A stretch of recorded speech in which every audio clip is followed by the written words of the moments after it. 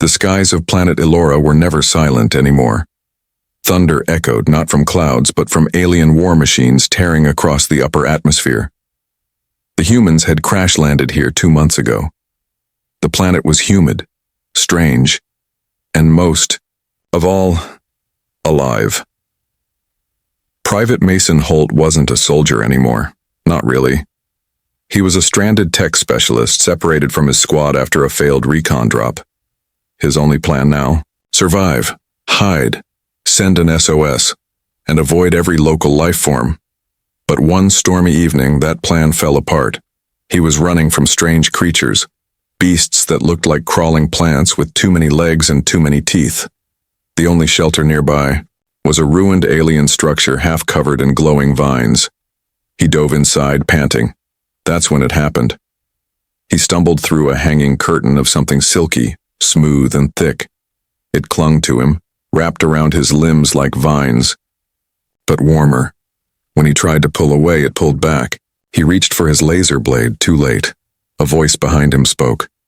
It wasn't mechanical, it wasn't even angry. It was curious. "You're human, aren't you?" The voice whispered. "Why are you inside my hair?" Mason froze. He slowly turned his head and saw her, tall, glowing. Her skin shimmered like pearls under moonlight. But what truly stunned him was her hair. It flowed around her in all directions like a living sea, wrapping the floor, walls, and now, him. He was completely trapped. And she was smiling. "You moved too fast," she said calmly. "My hair thought you were dangerous." Mason tried to move again. Her hair tightened slightly. "Wait," she said, stepping forward. "If you fight, it will only squeeze harder. Let me calm it." He couldn't believe it. Her hair was alive. Not just alive, conscious. Controlled by emotion, maybe. Neural strands. He couldn't tell. All he knew was he had no weapon, no strength, and was completely under her mercy. "I'm not here to hurt anyone," he said carefully. "Just hiding from the storm, and those things out there." She tilted her head. "I saw them. They don't come near my den. I think they fear me. Or my hair." She reached out her hand, brushing a strand from his face.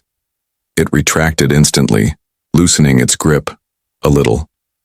"What's your name?" she asked softly. "Mason. Mine is Lissa Schill. You can call me Liss." And just like that, the silence between them changed. But Mason noticed something else. The hair wasn't just responding to her. It was responding to him now too, his thoughts, his tension. It seemed curious about him. Then came the real shock. "You smell different," Lee said suddenly. "And your body. It's exciting, my hair." "Exciting it?" he asked, voice shaking. "Yes, it thinks you are a Bond candidate." Mason blinked. "What the hell is a Bond candidate?" Lee smiled faintly. "You'll learn, if you live." And outside the cave, something large moved. The war was coming closer again. But Mason didn't know which was more dangerous. The beasts outside, or the alien girl who had him wrapped in miles of sentient hair, watching his every breath. As the sound of war machines grew louder outside the cave, Lee turned to Mason and whispered, "They're coming, and they'll kill you. Unless I tell my hair to protect you completely, but once it does, you can never leave." Mason swallowed hard, trapped in her hair, trapped in her mercy. Was he now a prisoner, or something else entirely? Mason didn't sleep that night. He was wrapped in her hair like a cocoon, not tight, but firm, warm. Every time he moved, the strands shifted gently, as if they were watching him. Lise sat not far from him, cross-legged, her long hair flowing around her like a living ocean. She wasn't blinking, just studying him.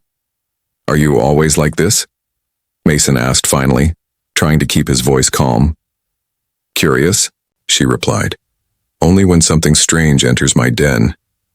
He sighed. "Look, I didn't mean to fall into your hair. I was just hiding from those monsters. Liz nodded. I know. And now my hair knows you. Yeah, too well, Mason muttered, tugging at a strand near his wrist. It gently wrapped tighter as if teasing him. She tilted her head. You still don't understand, do you? You touched the core strands. It accepted your scent. That's why it listens to you now. Listens? Mason raised an eyebrow. It's not a pet, is it? Lise didn't laugh. It's alive, semi-conscious, I guide it. But once it bonds, it has its own will. Right now it sees you as a possible partner. That's why it won't let go. Mason blinked. Partner? He had seen a lot in this galaxy. Violent creatures, sentient gas clouds, even a psychic mushroom. But this? This was different. Why me? He asked. I'm not special. I'm not even a fighter. Just a tech guy who crash-landed. Liz slowly walked toward him, her bare feet silent on the mossy stone. The strands of her hair gently moved aside like they knew her steps. She knelt in front of him. Because you're human, she said softly. And your kind gives off something unique. A strange energy. My hair responded. It likes you. Mason's heart beat faster, not out of fear now, but confusion. What energy? Was it scent? Neural frequency? He didn't know. So what happens now? He asked, barely whispering. The binding has begun, she said. But only lightly. You still have time to resist it. Resist it? She leaned in closer. If you want to leave, you'll have to do it soon, before it pulls deeper into your nervous system. Mason tensed. Wait. Nervous system? Laissez? Reached up and touched a strand near his shoulder. It shimmered, then disappeared, vanished into his skin. He gasped, eyes wide. Don't panic, she said quickly. It's only one thread, a test link. If you remain calm, it won't hurt you. He looked down at his arm. Nothing seemed different. No pain, no burning. But he felt something, like a pulse. Or a second. Heartbeat under his own. What does it do? It reads feelings, translates thoughts. Over time, we begin to feel each other, even share dreams. Mason stood slowly. Her hair moved to support him without being asked. He looked at her, breathing heavy. You want to turn me into one of you? Lise hesitated. No, but the hair, it might, if it decides you're worthy. Suddenly there was a sharp noise, like a distant rumble. Mason looked up toward the cave's ceiling. Dust fell. Something outside was moving. Liz turned quickly. That sound, she whispered. Scanners. The machines are searching again. Mason moved closer to her. The ones hunting humans? Yes, and they're getting closer. Her hair lifted in the air, flowing outward like wings made of silk. We must go deeper. What? Why not just stay here? Because if they detect you, they'll fire on sight. My den won't survive a plasma strike. She touched his shoulder again. But if you let the hair finish the second link, you'll move faster, safer. I can guide you with it. What happens if I say no? Lise paused. Then you walk alone, and probably die. Mason looked at her glowing strands, swirling around his legs like silent serpents. He hated being cornered, but worse than that, he didn't want to die on an alien rock. Fine, he said. Do it. Second link. Liz didn't smile. She just nodded. A strand rose from her own neck, glowing softly. Another slithered from his collarbone. He didn't know it had been there. They met in midair and twisted. The connection hit like a soft jolt. Mason's knees shook. Suddenly he felt something strange. Not his own emotions. Someone else's heartbeat. Someone else's breath. Her fear. Her calm. Her focus. He was feeling her. Is this you? He asked. She nodded, her eyes wide. And you? I feel your doubt, but also your strength. More strands slid along his arms and legs, supporting, guiding. They didn't trap anymore. They lifted him. Come, she said, before the machines arrive. Mason followed. As they moved deeper into the glowing tunnels, Mason whispered, Liz, what if the hair decides I'm not worthy? She didn't answer right away. When she finally did, her voice was low, almost sad. Then it will absorb your body for nutrients, and I will mourn. Mason's blood went cold. He was now truly at the mercy of the alien hair, and the girl who controlled it, or claimed to. The tunnels were not what Mason expected. They didn't feel like caves. They were warm, humming, almost breathing. Bioluminescent plants lit the way, but the real guide was her hair, glowing threads that gently pulled him left or right, leading him through twists and turns without a word. Liz walked ahead, her steps light. Her long hair drifted in every direction, brushing against mossy walls and ceilings like feelers. Mason tried to ignore the way it crawled across. His chest and wrists now without asking, it knew him. It felt like he had a leash, but one made of silk and whispers. How far are we going? He asked. Deep enough that they can't scan your life signs, Liz replied. The machines track emotions now, not just heat. Mason frowned. Then, wouldn't they detect you too? She smiled over her shoulder. They can't read me. My hair eats the signal before it leaves my body. Before he could reply, a sharp screech echoed through the tunnel. Liz stopped. Her hair froze in the air. Mason grabbed the wall. What was that? Something's hunting. Another machine? No, she said darkly. A Gorak. Flesh eater. Smells fear. Mason stiffened. Then we're in trouble. Not if you stay calm, she said softly. My hair is connected to your emotions now. If you panic, it might panic too. Just then something slammed into the tunnel wall behind them. Dust and slime poured through a crack. A massive shadow moved behind the broken stone. Move, Liz ordered, but before they could take a step, the creature burst through.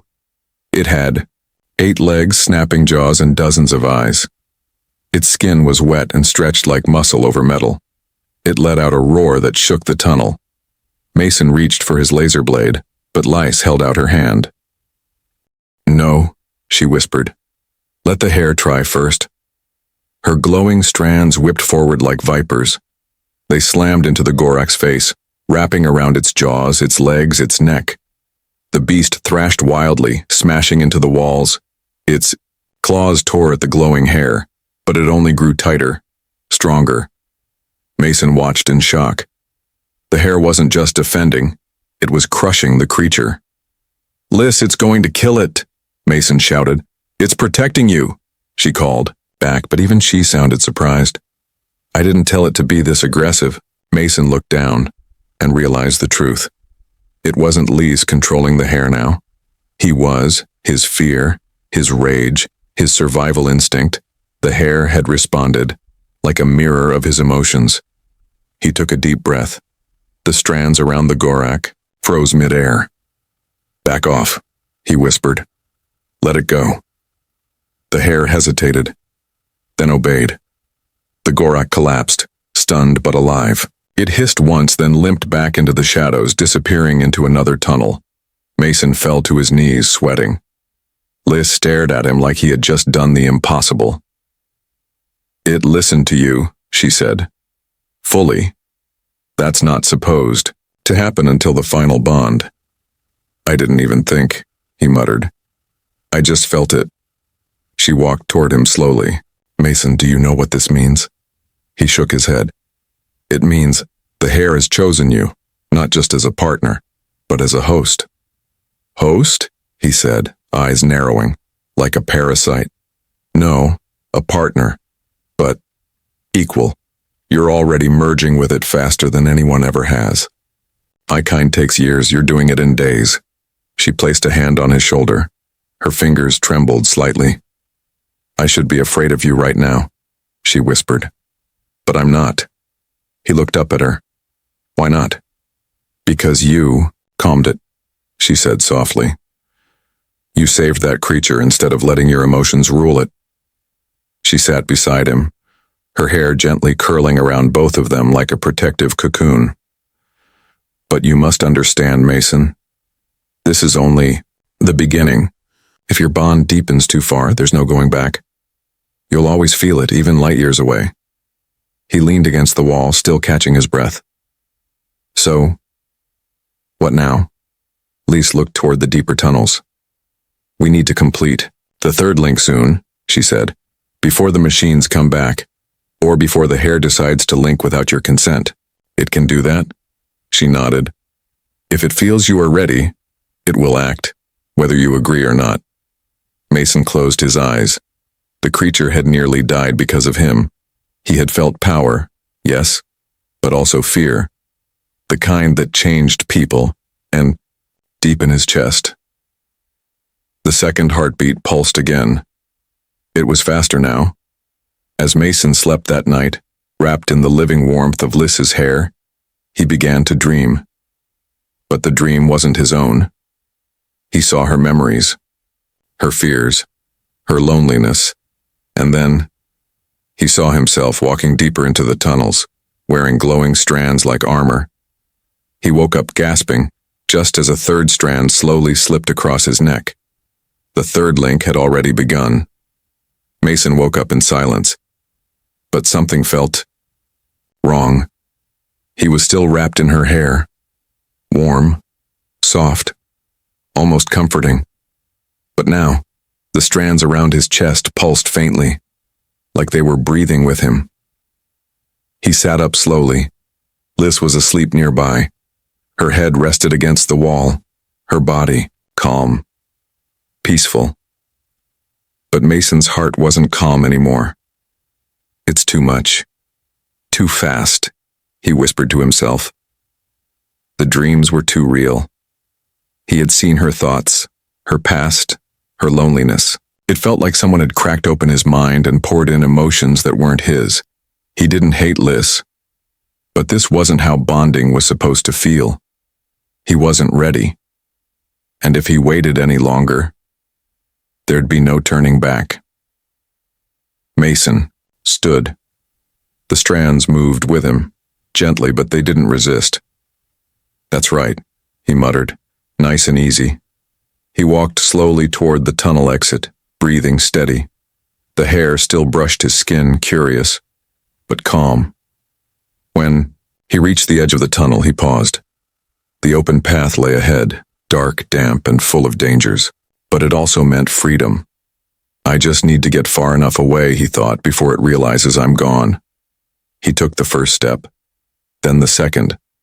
Then, the hair snapped tight around his ankle. He stumbled.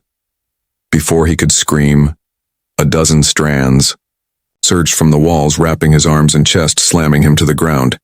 No, he gasped. Stop. But the hair didn't listen. It pinned him hard, cold now, angry. Let me go, he shouted. I'm not your prisoner. From deeper in the tunnel, a soft voice answered. You're not, but you're bonded. Lise was awake.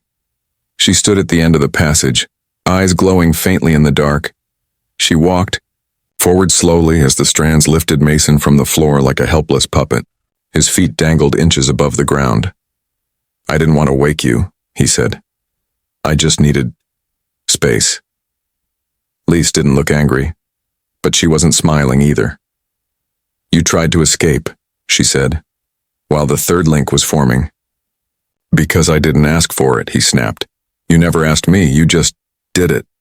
The strands trembled, some loosened, others tightened. Lise raised a hand and the hair paused midair. It wasn't me, she said softly. It was the hair. It sensed your fear and tried to complete the link to protect you. Mason looked at her in disbelief. Protect me? Or own me? She stepped closer. It doesn't own. It connects. But you're the first human it's ever chosen. It's moving faster than I expected. Maybe faster than even I can stop. Mason stared at the strands glowing around him like a cage of light. Then cut it off. he whispered. And the dawned. Liz froze. I can't. Silence. Then she said, Not without killing you. Mason's heart dropped. What? 3 links, she said. That's the rule. If the third one completes, your nervous system is tied to mine. To the hair. If we cut it now, your mind will unravel. He felt dizzy. He hadn't escaped. He'd only proven that he couldn't. So what now? He asked. You keep me in here? Forever? Liz looked away. I didn't want this, she said quietly. I never meant to trap you, but the hair doesn't understand fear like we do. It protects, it binds. And when you touched it, when you calmed it, it thought you wanted to stay. I didn't, he whispered. I was just surviving. Her eyes softened. Then let me show you why it chose you. She stepped forward slowly, one hand glowing. The hair lowered Mason gently to the ground. No more running, she said. Just truth. She placed her fingers on his chest. The hair pulsed around them. And then, a vision burst into his mind. He saw a memory. Her memory. Liz as a child, standing in front of a mirror, her hair writhing like wild vines. Her people were afraid of her. Even her mother wouldn't touch her. She's dangerous, they whispered. Unstable. Then he saw her alone in this den. For years. Watching. The sky. Waiting for someone who might not fear her. Waiting for him. Mason gasped as the vision ended. Liz stepped back. Now you understand, she whispered. I didn't trap you. My hair just hoped. Mason sat down slowly. He didn't speak. The third link was nearly complete. Escape was no longer possible without death, and yet, part of him wasn't afraid anymore. But far above them in the outer caves, machines had finally picked up the humans' biosignal. War was coming, and this time, there would be no running for either of them. The next day began in silence. More running, no more fighting. Mason sat cross-legged near the glowing pool deep inside the den, trying to calm his thoughts.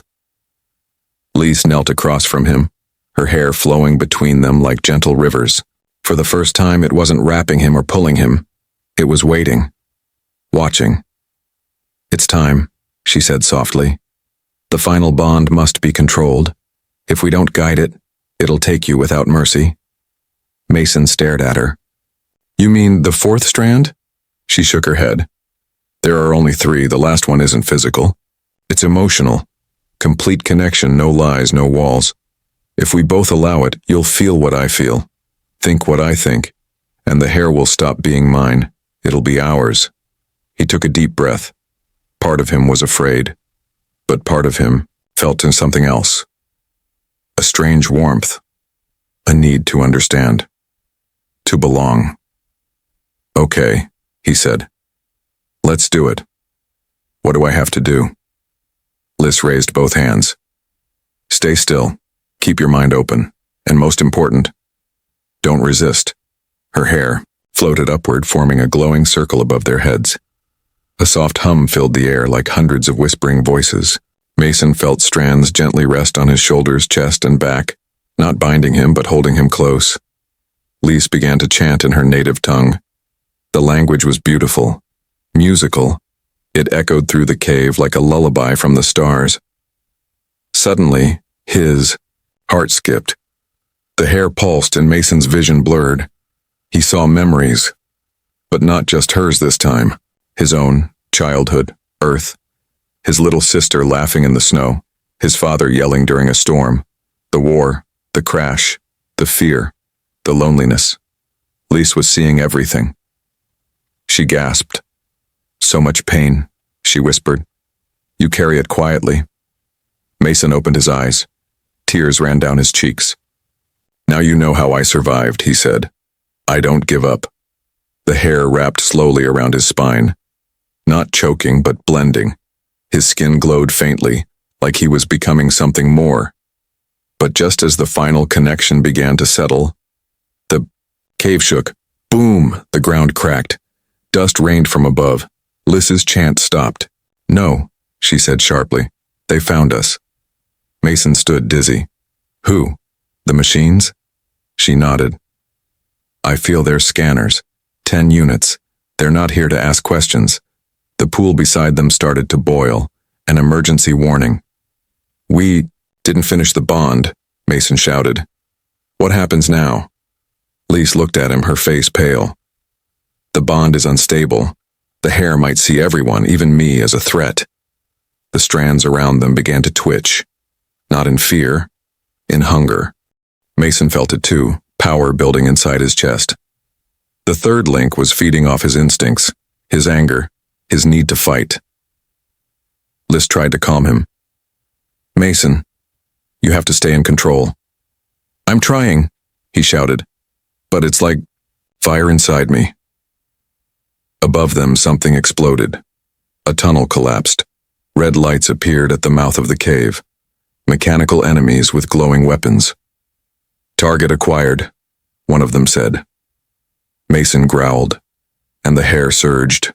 It burst from his body like a living storm, slamming into the machines with unnatural speed, wrapping, crushing, twisting metal like paper. Liz watched in awe. "It's protecting you again. But this time, it's not mine anymore." Mason's hands shook. He could feel the hair moving before it moved. He wanted the machines destroyed. And they were. But when the last enemy fell, the strands didn't stop. They turned to lice. "No, wait!" Mason screamed. The hair froze an inch from her neck. Mason stepped forward, heart racing. "She's not the enemy, she's part of me." The hair trembled, then retreated. Liz fell to her knees, breathing hard. "You stopped it," she whispered.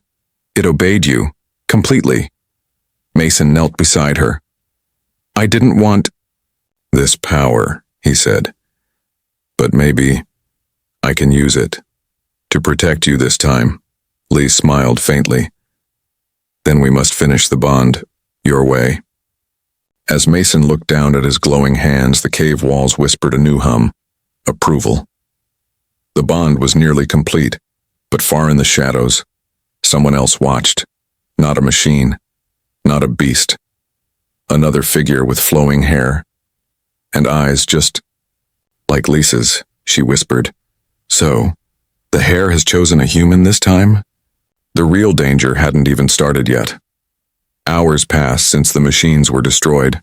The tunnels were calm again, but Mason couldn't relax. The bond had changed something inside him. The glowing strands of Lisa's hair still moved with him, but now they obeyed his emotions more than hers. Liz noticed it too. She watched Mason from a distance as he trained, practicing with the threads like they were extensions of his arms. The hair spun, lashed, shielded. Beautiful and terrifying. "You're adapting too fast," she said softly. "Even my kind needs years to master this level." Mason wiped sweat from his forehead. "Maybe it's because I didn't fight it anymore. I accepted it. Fully." Lee smiled. "Or maybe it chose a warrior." But before Mason could reply, the air shifted. A chill ran through the tunnel. The glowing walls dimmed. The hair strands surrounding them suddenly froze in midair, afraid. Liz stood quickly. "He's here," she said, her voice tense. "Who?" Mason asked. A deep voice echoed from the shadows. "So, this is the human who thinks he can command what is not his." From the side passage stepped a tall, alien male, broader than Lice, with hair just as long but darker and sharper. His presence was overwhelming. The strands around him moved like blades, ready to strike. Mason tensed. The hair around him bristled. "Who are you?" he asked. "Zareth," the male said, "warden of the old blood, and rightful mate to Liss's line." Mason frowned. "Mate? She didn't mention you." Zareth chuckled. "Because she ran before, the bond was complete. And now I see why. She found a new toy." Lai stepped between them. I never accepted you, she said coldly. You forced the pairing. I left before your hair could wrap me in chains. Zareth's eyes narrowed. Then, let's finish it now. He raised his hand and his hair lashed out like whips straight at Mason, but Mason's hair moved first. It met Zareth's in midair with a powerful crack. Sparks flew as the strands collided, snarled and twisted like dueling serpents. Zareth's face changed. Shock, then anger. Impossible. His hair is stronger than mine? Lai stepped back. No, not just stronger. It's alive in a new way. Mason stood tall now, eyes glowing faintly. I don't care about your titles. You hurt her, you threatened me, then we're enemies. Zareth growled and sent a full wave of tendrils forward. Mason's hair exploded outward, forming a shield, catching every strike. But behind the battle of strands, Lise screamed, Mason, don't let your anger control it. That's what he wants. Mason's pulse spiked. The hair began to shimmer red, not gold. He could feel the hunger again. The beast within the strands, ready to kill. Zareth laughed. You're losing control. The hair is feeding off your rage. No! Mason yelled. He closed his eyes, took a breath. Calm, focus, peace. The color faded. The hair softened. The tendrils around Zareth unraveled. Zareth stumbled back, stunned. You mastered it? Mason stepped forward, the hair floating gently around him now like a calm sea. I'm not here to fight you. But if you ever try to force her again, this hair will end you. Zareth stared for a moment longer. Then, he did something unexpected. He bowed. I understand now, he said quietly. You are not her pet. You are her equal. And just like that, he turned and vanished into the shadows. Lise rushed to Mason's side. You didn't just beat him, she said breathlessly. You tamed the bond. You're the first. Mason smiled weakly. So does this mean I passed the final test? Lise reached out, touching the thread on his neck. No, this wasn't the final test. She looked toward the tunnel where Zareth had disappeared. That was just the beginning. Now, others will come. Mason sat down beside the glowing pool again, the strands gently wrapping around him, not as chains but like loyal friends. But above them, in the higher caverns, hundreds of strands moved in the dark, and a voice whispered, the human broke the law. He must be judged. The council of hair-bearers had awakened. The next morning, the tunnels felt colder. Mason sat beside Lise, deep in the heart of her den, staring at the glowing pool. The hair around them was quiet, too quiet. Even the natural hum of the walls had faded. They're coming, aren't they? Mason asked softly. Lise nodded, her hair gently coiled around her fingers. The council has sensed what we did. They'll arrive soon. And what will they do? She looked at him sadly. Judge us. They believe only our kind should bond with the hair. Never outsiders, never humans. Mason sighed. So they'll try to break the bond? Lise hesitated, then whispered, or break you. Before Mason could respond, the ground trembled. A soft ringing echoed through the tunnels like chimes in the wind. Then they appeared, figures in flowing robes made of hair, 7 of them. Their faces were sharp, ancient, emotionless. Their hair did not move like Lisa's. It floated in perfect silence like still water before a storm. The lead figure stepped forward. You are the human, she said. Mason stood tall. Yes, I am. You bonded with what is sacred, without permission, without bloodline. Mason looked at Lise. She gave a small nod. I didn't force anything, Mason said. It chose me, the council murmured. Another figure stepped forward, a male with silver strands curling around his waist like smoke. That's impossible. The hair responds to legacy, to generations of touch, not to accident. Lise stepped in. He didn't force it. The hair reached for him, defended him, obeyed him, that is proof. The first counselor's eyes narrowed. Then we must see it for ourselves. She raised her hand. A glowing strand floated forward, aimed at Mason's chest. He felt the pulse instantly. It wasn't warm like Lisa's hair. It was cold, judging. "Let us in," the counselor said. "Let us feel the bond from inside." Mason nodded. "Go ahead." The strand entered his skin like a whisper. No pain, just memory. And then, the council saw everything. The crash. The monsters. The moment he first touched the hair. His dreams. His pain. His calmness during battle. His choice not to kill Zareth. It lasted seconds. But when the strand pulled back, the council looked shaken. He felt the hair's hunger, one said. "But didn't feed it with blood," said another. The lead counselor walked closer. For the first time, she looked curious, not angry. "You have done what few of us could," she said quietly. "You calmed the ancient rage and gave it purpose." Mason stepped forward. "Then why not accept it? I didn't come to take anything, I just wanted to survive. But now, I want to protect her, and I want to protect this bond." The council fell silent.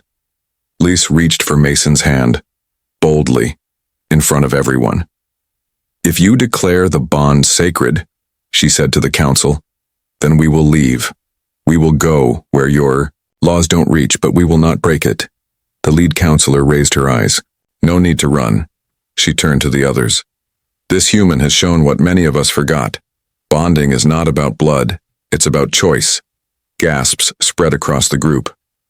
"But he's not one of us," a younger counselor protested. The lead counselor smiled faintly. "Perhaps it is time we evolve." She looked back at Mason. "You are now recognized, not as a thief of the bond, but as a bearer." The entire chamber pulsed with light. Mason felt the hair on his body shimmer, accepting the decision. But just as peace settled in, a loud blast echoed from above. Dust fell. The ground shook again, but this was different. Not the machines, not the beasts. Something bigger. Liz turned, eyes wide. "That sound, it's not natural." Mason felt the hairs on his neck rise. "Then what is it?" The lead counselor's voice was calm, but filled with dread. "It's the ancient one, the original strand, awakened by too much bonding and too much power." The walls cracked. A deep voice, not from a throat but from the very hair of the world, whispered, "Who dares bind without my blessing?" Lise grabbed Mason's hand. "We're not done yet," she said. "The real test is coming." Mason stared upward, hair glowing across his skin like armor. "Then let's face it together." The ground split open beneath their feet. Hair, not Lys's, not the council's, erupted from the deep stone, dark as shadow and thick as roots. It slithered up the walls, wrapped around pillars, and reached toward the light like it had woken from a long, angry sleep. The council backed away. Even Lys trembled. "It's the ancient one," she whispered. "It's real." Mason stared at the massive tendrils crawling into the chamber. They didn't feel curious or protective. They felt cold, judging, like the planet itself had eyes and he had just opened them. A deep voice echoed again, not with sound, but directly into their minds. "You, human. Your bond was not approved, and yet it thrives." Mason clenched his fists. "I didn't steal anything. It chose me." The voice grew louder. "You are a virus, uncoded, unrooted. You must be erased." Suddenly, one of the black tendrils shot toward him. Before Lise or the council could react, it wrapped around Mason's chest and yanked him into the air. "Mason!" Lise screamed, lunging forward, but her hair was repelled. The dark strand struck hers like a whip and knocked her back. Mason's own hair tried to defend him, coiling upward to form a shield, but the ancient one's strands sliced through them like paper. Pain surged through him, not physical but mental. His vision blurred. The bond inside him was being ripped apart strand by strand. "No," he shouted. "You don't get to decide if I belong." But the Ancient One was stronger, older, and angrier than anything he had ever faced. Liz crawled forward, face pale, tears glowing. "Let me in," she cried. "Let me help." But the council held her back. "If you bond now," the lead counselor warned, "your mind will shatter. His pain is too raw. The link is unstable." Lise didn't listen. She sent one golden thread, forward. It shot through the storm of darkness straight into Mason's hand, connecting again, and suddenly he could feel her fear, her love, her desperation. Mason reached back through the pain. He pushed his emotions through the link, flooding it with everything he had left. Not rage, not fear, just choice. "I don't need your approval," he whispered to the Ancient One. "I didn't come to conquer. I came to stay." The dark tendrils paused. For a heartbeat, the entire cavern held its breath. Then the voice returned, but softer now. "You resisted my unraveling. You preserved the bond." The tendrils slowly unwound from Mason's body, dropping him to the floor. He gasped for air, knees hitting stone. Lise rushed to him and wrapped her arms and her hair around him. "You're bleeding energy," she whispered, "but you're alive." "Barely," Mason croaked. "What the hell was that thing?" The lead counselor stepped forward, face pale. "The first strand. The planet's core instinct. It tests those who bond without blood. Most fail. You didn't." Mason looked at his arm. His own hair was darker now, streaked with the color of the Ancient One. Not just gold anymore, but mixed. Something had changed. Later that night, Mason and Lise sat beside the now quiet pool. The cave was still damaged, but stable. The others had left them alone. Lys leaned against him, silent. "You shouldn't have risked the final connection," Mason said gently. "You shouldn't have faced the Ancient One alone," she replied. He smiled weakly. "Guess we're even." But even as they spoke, Lise knew something had shifted. The bond was deeper now, but fragile. The trauma had left small cracks, gaps, in the harmony. And far from the den, in a different part of the planet, someone else was watching. A scout. Mechanical eyes blinked red. He sent a message. "The human and the hybrid have bonded with the core.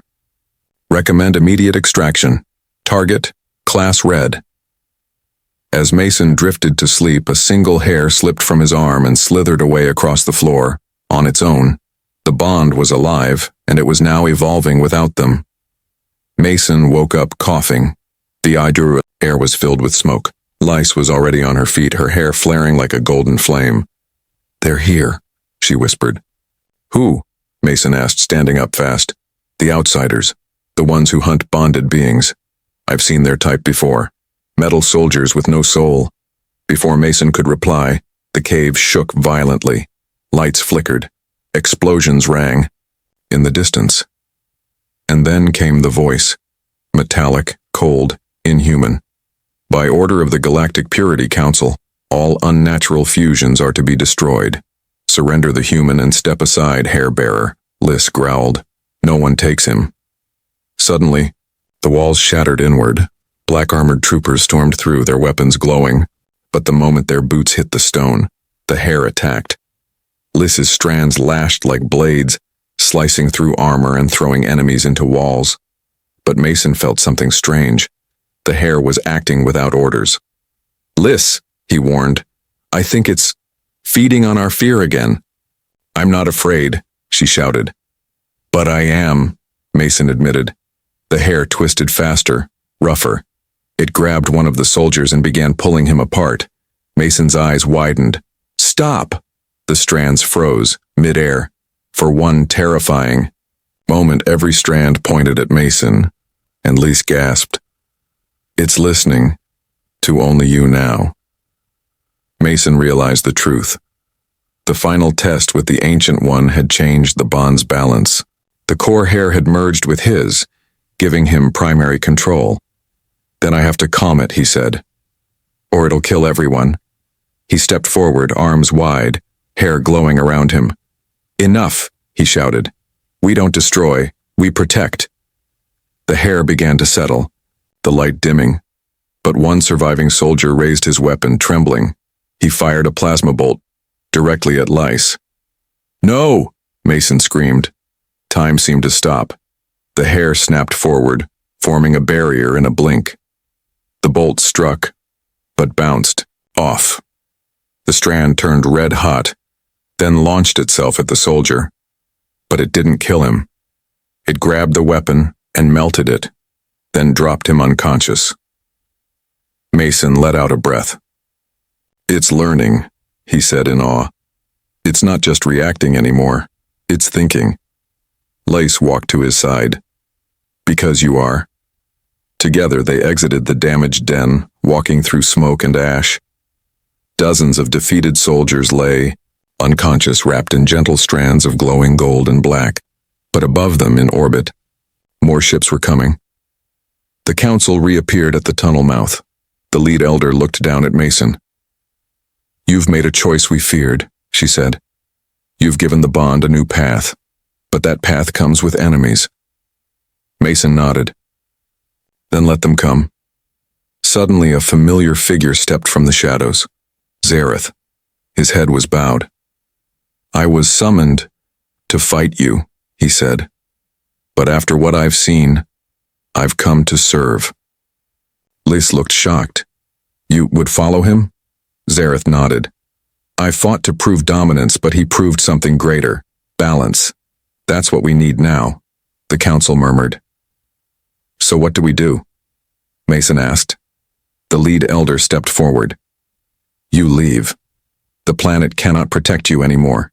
The bond must go beyond this place. Spread, evolve, or be hunted forever." Mason looked at Lice.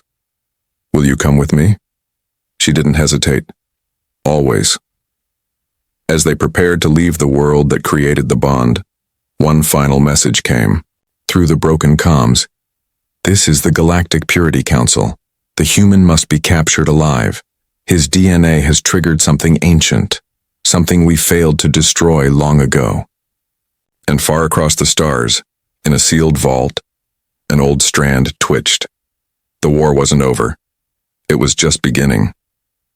His ship shook violently as it left the planet's atmosphere. Mason stood at the viewing window, watching Lice's world fade into the stars. His body still carried the bond, living hair woven through his skin, glowing faintly like fire under his veins. Beside him, Lice was silent. Her golden strands rested peacefully for now. But she could feel it too. The pull, the weight of what was coming next. "There's no turning back," Mason said quietly. "No," she agreed, "but you're not alone." Suddenly the ship's alarm blared. "Incoming vessel, unregistered class, energy levels, extreme." Zareth, now seated near the ship's core, stood up. "They found us faster than expected." Mason's heart pounded. "The Purity Council?" Zareth's hair bristled. "No, something worse." Outside the window, a massive ship emerged from hyperspace. Black, jagged, ancient. It didn't move like normal vessels. It slithered across space like a predator. Lys stepped closer to Mason. That ship was built around a living strand, one that shouldn't exist anymore. "Another ancient one?" Mason asked. Lys nodded grimly. But this one was corrupted, twisted by those who wanted control. Not bonding, just power. The ship hailed them. A voice crackled through, warped, alien. "Human, you bonded without license. You awakened what we buried. Come willingly, or we will take you and cut the bond from your corpse." Mason stared at the console. He looked at Lys, and he understood. This wasn't just about him anymore. The bond inside him was evolving, fusing with his humanity. It was something new, something dangerous to those who feared change. We can't outrun them, Zareth said. Then we don't, Mason replied. He stepped into the center of the bridge, closed his eyes, let the bond fully awaken. The ship's lights dimmed, strands emerged from his arms, his back, his neck, gentle at first, then blazing with gold and black light. The entire ship responded. The bond had grown beyond flesh. Now it reached into systems, circuits, air itself. Liz watched, her heart thudding. He's becoming the fourth stage, she whispered. What's that mean? Zareth asked. It means he's not just a bearer anymore, he's becoming a conductor, a living bond source. The enemy ship charged its weapons. Mason opened his eyes and the entire ship screamed to life. Hair flooded from the vents, forming armor around Mason, shielding the ship, even extending into space, forming massive whips of energy that lashed forward and pierced the enemy's hull. We warned you, Mason said coldly. Now feel what it's like when the bond chooses freely. The enemy vessel tried to flee, but the bond followed it, unraveling it from within, strand by strand, until only silence remained. Inside the ship, the hair slowly retracted, returning to Mason's body. He collapsed to one knee. Lace caught him. You did it, she said, holding him close. No, Mason whispered. We did. A few hours later, the stars were quiet again. The ship floated gently now, heading for a distant system where they could hide. Or rebuild, or teach. Lise and Mason stood on the observation deck. The bond is stable now, she said, balanced. You're not just its host, you're its heart. Mason nodded. So what do we do now? She smiled, her eyes glowing, faintly. We share it carefully with those who are ready. We change the way people see the bond. And if they come for us again? Lise stepped closer, her hair wrapped around his arm, not as a trap, but as a promise. Then we show them what it really means to be connected. Mason looked at the stars. He wasn't trapped anymore. He was bonded, by choice, by trust, by something older and deeper than fear. And in that moment, for the first time in his life, he didn't feel alone.